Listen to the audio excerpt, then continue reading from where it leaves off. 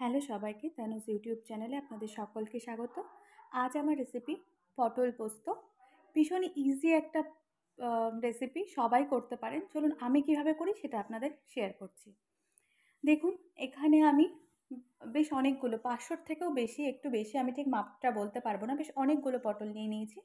এগুলোকে না কেটে ধুয়ে আমি জল ঝরিয়ে নেওয়ার পর এবার দেখুন চাকু দিয়ে এই দুটো মুখ একটুখানি ফেড়ে নিচ্ছি। এই পাশের একটা মুখটা একটুখানি হাঁ করে দিচ্ছি, এই পাশের মুখেও একটু চেরা লাগিয়ে দিচ্ছি, কাট লাগিয়ে দিচ্ছি। এরকমভাবে সমস্ত পটলগুলোকে দু সাইডের মুখগুলোকে আমি একটু কাট কাট করে নেব। এবার দেখুন সমস্তগুলো আমার করা হয়ে গেছে। এবার আমি এর মধ্যে সামান্য, একদমই সামান্য হলুদ আর সামান্য লবণ মাখিয়ে রাখবো, যাতে ভাজতে আমার সুবিধা হয়। তেলের মধ্যে লবণ হলুদ দিলে পর অনেক সময় পুড়ে ওঠে, আর একটু হলদে হলদে ভাব না থাকলে ভালোও লাগে না, সেই জন্য আর কি। এবার আমি এইগুলোর মধ্যে এরকম আস্তে আস্তে করে আলতো আলতো করে সুন্দর করে ঘষে ঘষে লবণ হলুদ মাখিয়ে নিলাম। এই হলুদ লবণ মাখাতে মাখাতে একটা ছোট্ট রিকোয়েস্ট, যদি আমার রেসিপিগুলো আপনাদেরকে ভালো লাগে তো প্লিজ আমার চ্যানেলটিকে সাবস্ক্রাইব করে বেল আইকনটা প্রেস করতে একদম ভুলবেন না, যাতে নতুন নতুন রেসিপি আপনাদের কাছে চটজলদি পৌঁছে যায়। আচ্ছা, এবার একটা মশলা তৈরি করছি। দেখুন পোস্তর, আমি এখানে 4 চামচ মতো পোস্ত নিচ্ছি। এবার আমি নেব এর মধ্যে সাদা সর্ষে। সাদা সর্ষেও আমি 4 চামচ মতো নেব। যে ছোট চা চামচগুলো হয় না, সেই চামচের 4 চামচ। এবার আমি নেব কালো সর্ষে। কালো সর্ষেটা আমি একটু কম ব্যবহার করছি, আমি এখানে 2 চামচ মতো কালো সর্ষে ব্যবহার করেছি, ব্যাস। এবার আমি এই সর্ষে পোস্তর মধ্যে দিয়ে দিচ্ছি সামান্য লবণ, দিয়ে একটা সুন্দর করে মিক্স করে একটা গুঁড়ো তৈরি করে নেব। দেখুন, অনেকে বলে না পোস্ত ভালো মতো বাটা হয় না, এইভাবে বাটলে খুব ভালোভাবে বাটা হয়। এবার আমি এটাকে আরেকবারও মিক্সি চালিয়ে নিচ্ছি। দেখুন গায়ে লেগে যাচ্ছে, আমি আঙুল দিয়ে একটুখানি ঘষে ঘষে ভেতরে নিয়ে নিচ্ছি। দেখুন কত ভালোভাবে মিহি একটা গুঁড়ো তৈরি হয়েছে।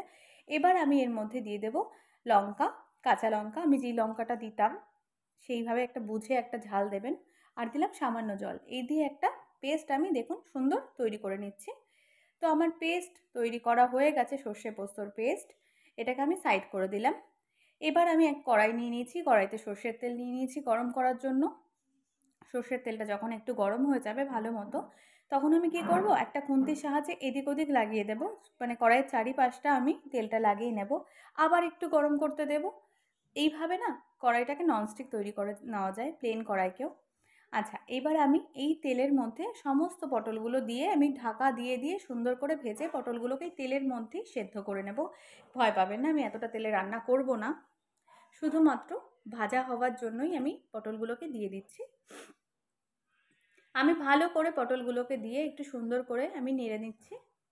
তো সমস্ত পটলগুলোকে ভালো করে নেড়ে নিয়ে আমি এবার দিয়ে দেব ঢাকনা। এইভাবে ঢাকনা দিয়ে ঢেকে আমি 15 মিনিট হতে দিয়েছি। তারপরে আমি ঢাকনাটা তুলে নিলাম। দেখুন কত সুন্দরভাবে সেদ্ধ হয়ে গেছে এবং লালচে লালচে দাগও লেগে গেছে একটু হালকা হালকা। তো আমি আরেকটু ভালোভাবে ভাজা করতে চাইছি পটলগুলোকে সুন্দর করে। আমি আরেকটু ঢাকা দিয়ে রাখলাম। আবারও 15 মিনিট পর আমি তুললাম। দেখুন, না সরি, এবার আমি প্রায় 10 মিনিট রেখেছি। 10 মিনিট পর তুলে আমি দেখাচ্ছি। দেখুন পটলগুলো সুন্দরভাবে সেদ্ধ হয়ে গেছে। খুব ভালো মতো করে পটলগুলো সেদ্ধ হয়ে গেছে। এবার আপনারা চাইলে পটলগুলোকে লাল লাল করেও ভেজে নিতে পারেন। তো আমি এই স্টেজেই ভাবছি তুলে নেব পটলগুলোকে। একটা হাতার সাহায্যে আমি পটলগুলোকে একটা পাত্রের মধ্যে তুলে নিচ্ছি। সমস্ত পটলগুলো তুলে নেওয়ার পর দেখুন যে কড়াইতে কতটা তেল দেখা যাচ্ছে। আমি এতটা তেলে একদমই রান্না করব না, যেহেতু সমস্ত কিছু আমার সেদ্ধ করাই রয়েছে, মানে পটলগুলো তো তেলের উপরে সেদ্ধ হয়ে রয়েছে। আমি এবার এটা থেকে তেলগুলো তুলে নেব। আমি একটা পাত্রের মধ্যে তেলগুলোকে তুলে নিচ্ছি। দেখবেন একদম কতটা সামান্য তেলে এবার রান্না করি।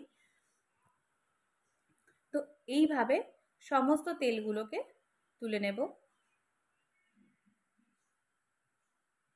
তেলগুলো তুলে নেওয়ার পর এবার এই তেলের মধ্যে আমি দিয়ে দেব কালো জিরে ফোড়ন। দেখুন সামান্য কালো জিরে ব্যবহার করছি আমি ফোড়নের জন্য। কালো জিরে ব্যবহার করলাম। এবার কালো জিরেটা দিয়ে একটু ভালো করে মানে কিছুক্ষণের জন্য ওয়েট করব, রেখে দেব। কালো জিরেটা দিয়ে একটু, একদম গ্যাসের ফ্লেম কিন্তু আমার একদম সিম আছে, একদমই হালকা আছে, একটু এটা মাথায় রাখতে হবে।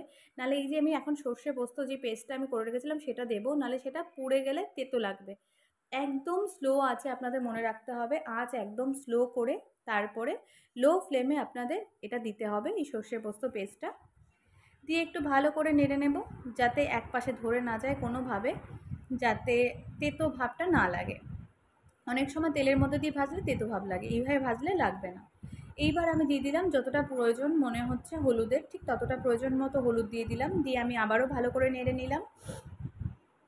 এবার এই পুরো জিনিসটাকে আমি ফুটতে দিচ্ছি সুন্দর করে। দেখুন আর বেশি আমি করলাম না, কষালাম না। এইবার আমি যে পটলগুলোকে ভেজে রেখেছিলাম সেগুলোকে দিয়ে দিলাম, সমস্ত পটল দিয়ে এবার আমি একটু নেড়ে নিলাম। আপনাদের যদি মনে হয় পটল সেদ্ধ হয়নি, সেই স্টেজে আপনারা এই স্টেজে এখানে আপনারা জলও দিয়ে দিতে পারেন। দেখুন আমার খুব ভালো মতো সেদ্ধ হয়ে গেছে, আমার আর জলের কোনো প্রয়োজন নেই জল দেওয়ার। আমি একটু নুন টুন সব চেক করে নিচ্ছি যে ঠিক আছে কিনা, আমার কাছে মনে হয়েছে যে নুন ঠিক আছে। তবু আমি একটু সামান্য এবার আমি দিয়ে দেবো ব্রাউন সুগার বা গুড়। আপনাদের কাছে শুধু যদি ব্রাউন সুগার গুড় কিছুই না থাকে আপনারা চিনি দিতে পারেন, একদমই চিনি দিতে হবে। একটু মিষ্টি মিষ্টি না হলে তরকারিটা ভালো লাগে না। আর আমি চিনি খাই না, আমার বাড়িতে আমার শাশুড়ির সুগার আছে, তো উনিও খান না, তো সেই কারণে আমি গুড় পাউডার বা ব্রাউন সুগার এরকম ইউজ করি, তাও খুব কমই ইউজ করি, যাই হোক অনেক সময় করিও না। এইবার আমি পুরো জিনিসটাকে ভালো করে একসঙ্গে মিশিয়ে নিচ্ছি সুন্দর করে মশলাগুলোকে। এই পটল পোস্তটা একদমই ঝোল ঝোল ভালো লাগে না, তবু অনেকে আবার ঝোল ঝোল পছন্দ করে, তারা সেই ক্ষেত্রে ঝোল রাখতে পারে। তো আমি না একটু মাখা মাখা অবস্থায় নামাবো, যেটা আমার সব থেকে পছন্দ।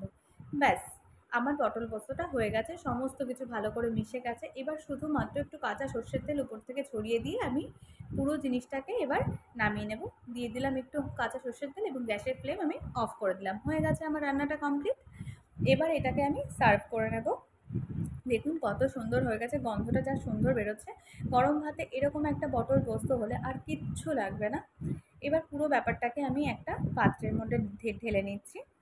দেখুন দেখতে কতটা সুন্দর লাগছে, খেতেও অসাধারণ লাগে, বিশ্বাস করুন একবার করে দেখবেন আমার মতো এইভাবে। আশা করি আপনাদের ভালো লাগবে। এই জিনিসটা না পেঁয়াজ দিয়েও করা যায়। যখন আমি পটলগুলো ভেজে নিলাম না, তারপরে ফোড়নের জন্য কালো জিরে দিলাম, তখন আপনারা চাইলে পেঁয়াজ দিয়েও ভেজে করতে পারেন, খুব ভালো হয় টেস্টটা। তো আজকের মতো আমার রান্না এখানেই কমপ্লিট, পরবর্তী অন্য কোনো রান্না নিয়ে দেখা হচ্ছে। সবাই সুস্থ থাকুন, ভালো থাকুন, আর আমার রেসিপিটা ভালো লাগলে একটা লাইক এবং কমেন্ট অবশ্যই করবেন। আজকের মতো এখানেই, টাটা।